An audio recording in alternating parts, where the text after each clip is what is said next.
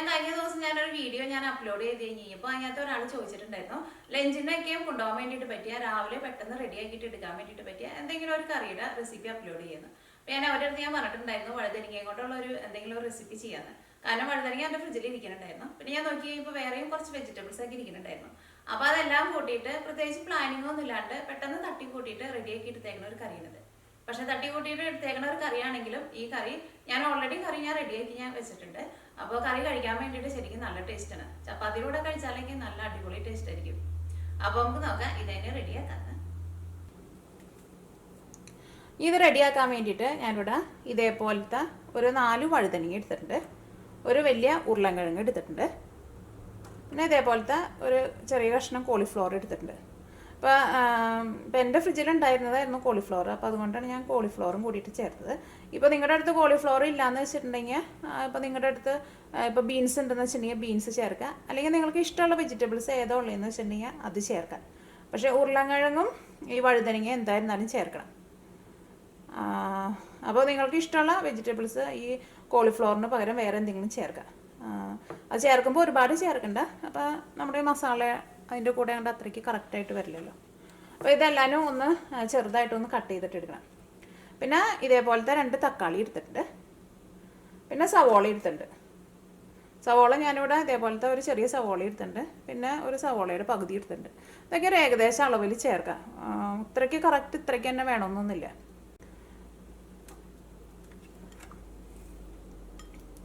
പിന്നെ ഇതേപോലത്തെ ഒരു 6 വലിയ വെളുത്തുള്ളി എടുത്തിട്ടുണ്ട്, ഇതേപോലത്തെ ഒരു വലിയ കഷ്ണം ഇഞ്ചി എടുത്തിട്ടുണ്ട്, പിന്നെ ഒരു 4 പച്ചമുളക് എടുത്തിട്ടുണ്ട്.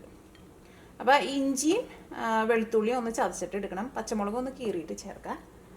പിന്നെ ഞാനിതിലേക്ക് കറിവേപ്പില എടുത്തിട്ടുണ്ട്. പിന്നെ ഏറ്റവും ലാസ്റ്റ് ഞാൻ ഈ കറിയിലേക്ക് 2 മുട്ടയും കൂടിയും ചേർക്കുന്നുണ്ട്. അപ്പോൾ നിങ്ങളിപ്പോൾ വെജിറ്റേറിയൻകാരാണെന്ന് വെച്ചിട്ടുണ്ടെങ്കിൽ മുട്ട ചേർത്തില്ലെങ്കിലും കുഴപ്പമില്ല. അപ്പോൾ ഈ കറിയുടെ ഒരു ഇതെന്താണെന്ന് വെച്ചിട്ടുണ്ടെങ്കിൽ ഇപ്പോൾ നമ്മുടെ കയ്യിലിരിക്കുന്ന വെജിറ്റബിൾസ് എന്തൊക്കെയാണ് ഉള്ളതെന്ന് വെച്ചിട്ടുണ്ടെങ്കിൽ അത് വെച്ചിട്ട് ഒരു തട്ടിക്കൂട്ട് കറി പോലെ ചപ്പാത്തിയുടെ കൂടെ അല്ലെങ്കിൽ റൈസിൻ്റെ കൂടെയൊക്കെ കഴിക്കാൻ വേണ്ടിയിട്ട് പറ്റിയ ഒരു കറിയാണ് നമ്മൾ ഉണ്ടാക്കാൻ വേണ്ടിയിട്ട് പോണത്. പിന്നെ ഇതിലേക്ക് ഗരം മസാലയായിട്ട് സാധാരണ നമ്മൾ കറിയിലേക്ക് ചേർക്കണ മഞ്ഞൾപ്പൊടി വേണം, മല്ലിപ്പൊടി വേണം, മുളകിൻ്റെ പൊടി വേണം, ഗരം മസാല വേണം. പിന്നെ ഫസ്റ്റ് നമ്മൾ ഈ കറിയിലേക്ക് കടുക് പൊട്ടിക്കും, പിന്നെ കുറച്ച് ചെറിയ ജീരകവും ചേർക്കും. അപ്പോൾ ഇത്രയ്ക്ക് സാധനങ്ങളാണ് ഇത് റെഡിയാക്കാൻ വേണ്ടിയിട്ട് വേണ്ടത്. അപ്പോൾ ഈ കഷ്ണങ്ങളൊക്കെ ഒന്ന് കട്ട് ചെയ്തിട്ട് എടുക്കണം.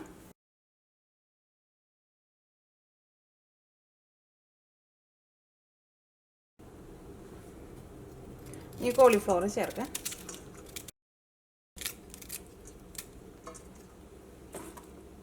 ഈ സവോളയും ഞാൻ ഇതിൻ്റെ കൂടെ തന്നെയാണ് കട്ട് ചെയ്തിട്ട് ചേർക്കുന്നത്.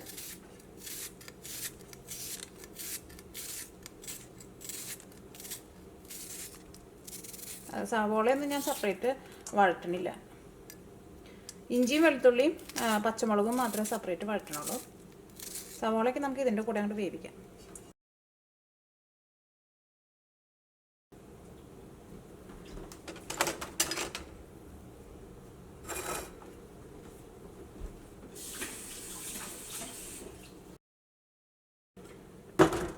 തക്കാളി നമുക്ക് സെപ്പറേറ്റ് കട്ട് ചെയ്തിട്ട് ചേർക്കണം. ഈ വെളുത്തുള്ളിയും ഇഞ്ചിയും ഒന്ന് ചതച്ചിട്ട് എടുക്കുക, പച്ചമുളക് ഒന്ന് കീറിയിട്ട് വേണം ചേർക്കാൻ വേണ്ടിയിട്ട്. ഇത് റെഡിയാക്കാൻ വേണ്ടിയിട്ട് ഒരു പാൻ വെച്ചിട്ട് ചൂടാക്കുക. ഇതിലേക്ക് ആവശ്യത്തിന് ഓയിൽ ചേർക്കുക. നിങ്ങൾക്ക് ഇഷ്ടമുള്ള ടൈപ്പ് ഓയിൽ ചേർക്കുക. അപ്പം ഞാനിത് വെളിച്ചെണ്ണയിലാണ് ഉണ്ടാക്കുന്നത്.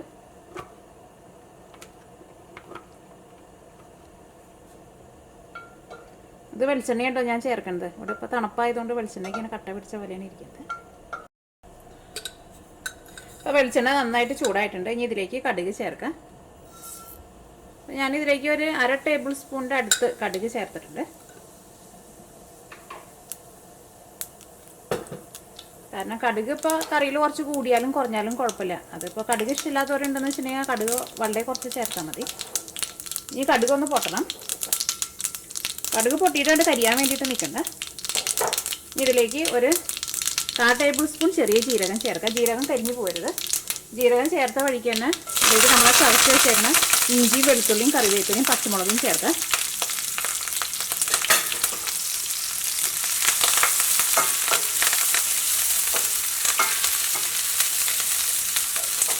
കാരണം ജീരകം ഓയിൽ നന്നായിട്ട് ചൂടായിട്ട് ഇരിക്കുമ്പോൾ ജീരകം ഇട്ട വഴിക്കാനെ പെട്ടെന്ന് അങ്ങോട്ട് മൊരിയും.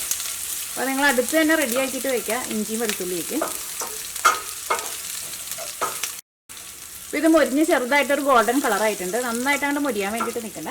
അതിന് മുമ്പായിട്ട് ഇതിലേക്ക് നമുക്ക് മഞ്ഞൾപ്പൊടി ചേർക്കാം. മഞ്ഞൾപ്പൊടി ഞാനിതിലേക്ക് 1/2 ടീസ്പൂണാണ് ചേർക്കുന്നത്. ടീസ്പൂൺ എന്ന് വെച്ചിട്ടുണ്ടെങ്കിൽ നമ്മൾ സാധാരണ വീടുകളിലൊക്കെ ഉപയോഗിക്കുന്ന ചെറിയ ടൈപ്പ് സ്പൂണാണ്.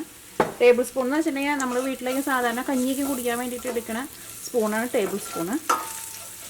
ഈ മഞ്ഞൾപ്പൊടി ഇതിനകത്ത് ചേർത്തിട്ട് നന്നായിട്ട് മൊരിയണം. ഞാനിപ്പോൾ ഇവിടെ തീ നന്നായിട്ടൊന്ന് കുറച്ച് വെച്ചിട്ടുണ്ട്. കാരണം ഇതിനകത്ത് ഇപ്പോൾ നമ്മൾ സവോള ചേർത്തിട്ടില്ലല്ലോ. അപ്പോൾ ഇഞ്ചിയും വെളുത്തുള്ളിയും ഉള്ളത് കൊണ്ട് തന്നെ അതിനകത്ത് വെള്ളമൊന്നും അധികമൊന്നും ഇല്ലല്ലോ. അപ്പോൾ അത് പെട്ടെന്നാണ്ട് മൊരിയും. പെട്ടെന്നാണ്ട് മൊരിഞ്ഞ് കഴിഞ്ഞിട്ടുണ്ടെങ്കിൽ പെട്ടെന്നാണ്ട് കരിഞ്ഞ് പോവുകയും ചെയ്യും. പക്ഷേ ഇതിൻ്റെ കൂടെ നമ്മളിപ്പോൾ സവോള ചേർത്തിട്ടുണ്ടെന്ന് വെച്ചിട്ടുണ്ടെങ്കിൽ അതങ്ങനെ പെട്ടെന്നങ്ങോട്ട് മൊരിയില്ല. ആ സവോളയുടെ ഒരു നനവ് ഉണ്ടാവുമല്ലോ. അപ്പോൾ അതുകൊണ്ട് തന്നെ ആ മസാലപ്പൊടിയിലൊക്കെ ഉണ്ട് ഒന്നും കരിയാണ്ട് അങ്ങോട്ട് ഇരിക്കും. ഇതിലേക്ക് മല്ലിപ്പൊടി ചേർക്കാം. മല്ലിപ്പൊടി ഞാൻ ഇതിലേക്ക് 1 ടീസ്പൂണാണ് ചേർക്കുന്നത്. ഇതേപോലെ ഇങ്ങനെ ടീസ്പൂണിൽ നിറച്ചെടുത്തിട്ടുണ്ട്. മസാലപ്പൊടികളൊന്നും കരിഞ്ഞു പോകണ്ട, ഒരു മീഡിയം ഫ്ലെയിമിൽ തന്നെ വയ്ക്കുക. അപ്പോൾ മല്ലിപ്പൊടി നന്നായിട്ട് മൊരിഞ്ഞിട്ടുണ്ട്. ഇതിലേക്ക് മുളകിൻ്റെ പൊടി ചേർക്കാം. മുളകിൻ്റെ പൊടി ഞാനിതിലേക്ക് 1/4 ടീസ്പൂണാണ് ചേർക്കുന്നത്. ഇതിലേക്ക് നമ്മൾ പച്ചമുളക് അത്യാവശ്യം ചേർത്തിട്ടുണ്ടല്ലോ. എല്ലാ മസാലപ്പൊടികളും നന്നായിട്ട് മുരിഞ്ഞിട്ടുണ്ട്. ഈ മസാലപ്പൊടികളൊന്നും കരിഞ്ഞു പോകരുത്. അതാണ് നിങ്ങൾ കറികളൊക്കെ ഉണ്ടാക്കുമ്പോൾ പ്രത്യേകം ശ്രദ്ധിക്കേണ്ടത്. കരിഞ്ഞു പോയിട്ടുണ്ടെന്ന് വെച്ചിട്ടുണ്ടെങ്കിൽ കറികൾക്കൊക്കെ ഒരു കൈപ്രസ് ഉണ്ടാവും. ഇതിലേക്ക് തക്കാളി ചേർക്കാം.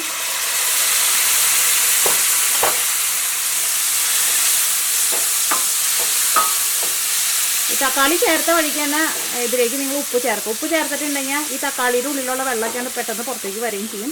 തക്കാളി പെട്ടെന്ന് നമുക്ക് വെന്ത് കിട്ടുകയും ചെയ്യും. ഇതിലേക്ക് ഉപ്പ് ചേർക്കാം.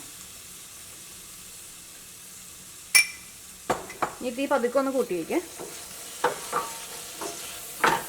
ഇനി മൂടി വെച്ചിട്ട് തക്കാളി ഒന്ന് വേവിക്കുക. തക്കാളി ഒന്ന് വെന്തൊന്ന് സോഫ്റ്റായിട്ട് വരണം. തീ നിങ്ങൾ അതനുസരിച്ചിട്ട് കൂട്ടിയും കുറച്ചൊക്കെ വയ്ക്കുക.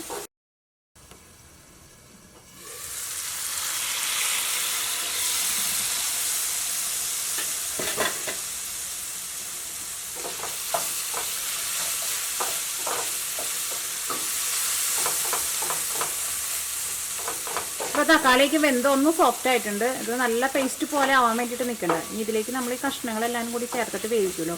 അപ്പോൾ അതിൻ്റെ കൂടെ കിടന്നിട്ട് ഇതൊന്നും കൂടി നന്നായിട്ട് അങ്ങോട്ട് വെന്തോളൂ. ഇനി ഇതിലേക്ക് നമ്മൾ കട്ട് ചെയ്ത് വെച്ചേക്കണ വെജിറ്റബിൾസ് എല്ലാം ചേർക്കാം. ഇതിലേക്ക് നമുക്ക് മസാലപ്പൊടികളായിട്ട് ഗരം മസാലയാണ് ചേർക്കാനുള്ളത്. ഈ സവോളയും ഇതിൻ്റെ കൂടെ അങ്ങനെ കിടന്ന് വേകുമ്പോൾ ആ കറിക്ക് ഒരു പ്രത്യേക ഒരു ടേസ്റ്റ് ഉണ്ടാവും. കാരണം എല്ലാ കറികളും നമ്മൾ സവോളയ്ക്കൊന്ന് വഴറ്റിയിട്ടാണല്ലോ ചേർക്കാറ്. പക്ഷേ ഇതും ഇതിനകത്തൊരു കഷ്ണം പോലെയാണ് കിടന്നിട്ട് അത് വേവട്ടെ. ഈ കഷ്ണങ്ങളൊന്ന് വേവാൻ വേണ്ടിയിട്ട് ഇതിലേക്ക് നിങ്ങൾ വെള്ളം ചേർക്കരുത്. ഈ പതുക്കൊന്ന് കുറച്ച് വെച്ചിട്ട് മൂടി വയ്ക്കുക. ഞാൻ ഇടയ്ക്ക് കറി ഒന്ന് ഇളക്കിയിട്ട് കൊടുക്കാം.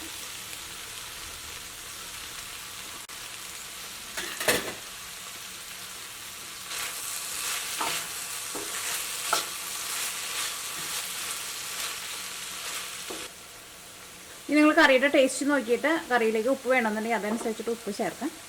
കാരണം നമ്മൾ തക്കാളി ഇട്ടപ്പോൾ തന്നെ ഉപ്പ് ചേർത്തിട്ടുണ്ടായിരുന്നു. പിന്നെ കഷ്ണങ്ങൾ ഇട്ട് കഴിഞ്ഞ് കഴിയുമ്പോൾ ഉപ്പ് വേണമെന്നുണ്ടെങ്കിൽ അതനുസരിച്ചിട്ട് ചേർത്ത് കൊടുക്കാം.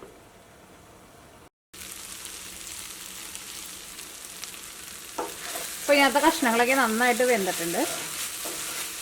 ഇടയ്ക്ക് നമ്മളിങ്ങനെ ഇളക്കിയിട്ട് കൊടുക്കുമ്പോൾ കഷ്ണങ്ങൾ ഇതേപോലെ ഇങ്ങനെ ഒന്ന് ഉടച്ചും കൊടുക്കുകയും വേണം. പിന്നെ തീ ഒരുപാട് കൂട്ടി വെക്കുകയും ചെയ്യരുത്. ഈ കറിയിലേക്ക് ഗരം മസാല ചേർക്കാം. ഇതിലേക്ക് ഗരം മസാല ചേർക്കാം. ഗരം മസാല നമ്മുടെ ടേസ്റ്റിനനുസരിച്ചിട്ട് ചേർത്ത് കൊടുക്കുക. കാരണം നമ്മൾ ഉപയോഗിക്കുന്ന ഗരം മസാല പലവരുടെയും പല ടേസ്റ്റ് ആയിരിക്കുമല്ലോ. അപ്പോൾ നമ്മൾ ഫസ്റ്റ് കുറച്ച് ചേർക്കാം. അപ്പോൾ ഞാനിതിലേക്ക് ഒരു 1/2 ടീസ്പൂണിൻ്റെ അടുത്താണ് ചേർക്കുന്നത്. 1/2 ടീസ്പൂൺ ഇല്ല, കുറച്ച് ചേർക്കുന്നത്. അപ്പോൾ നമ്മളതെല്ലാം കൂടിയിട്ട് മിക്സ് ചെയ്ത് കഴിഞ്ഞിട്ട് ടേസ്റ്റ് ചെയ്ത് നോക്കും. ടേസ്റ്റ് ചെയ്ത് നോക്കിയിട്ട് നമുക്ക് വേണമെന്നുണ്ടെങ്കിൽ അതനുസരിച്ചിട്ട് നമുക്ക് രണ്ടാമതും ചേർത്ത് കൊടുക്കാം. ഇനി നമുക്ക് ഗരം മസാലയുടെ ടേസ്റ്റ് വേണ്ടാന്ന് വെച്ചിട്ടുണ്ടെങ്കിൽ ഗരം മസാല ചേർത്തില്ലെങ്കിലും കുഴപ്പമില്ല.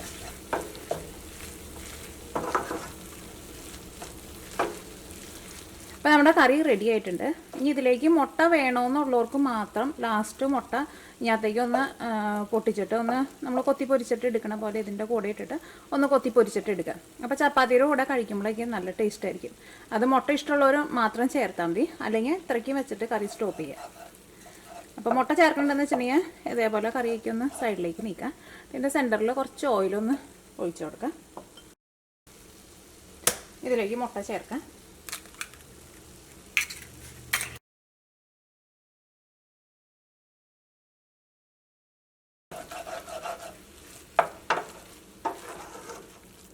ഈ ഒരു 2 മിനിറ്റ് തീ നന്നായിട്ട് കുറച്ചിട്ട് ഒന്ന് മൂടി വയ്ക്കാം. അപ്പോൾ ഈ മുട്ടയ്ക്ക് ഇതിൻ്റെ കൂടെ ഒന്നും കൂടി നന്നായിട്ടൊന്ന് മിക്സ് ആയിട്ട് വരും.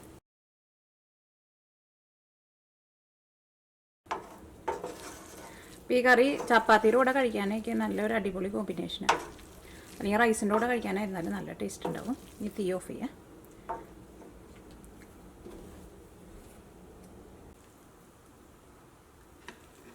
Wow, Mum is so professional.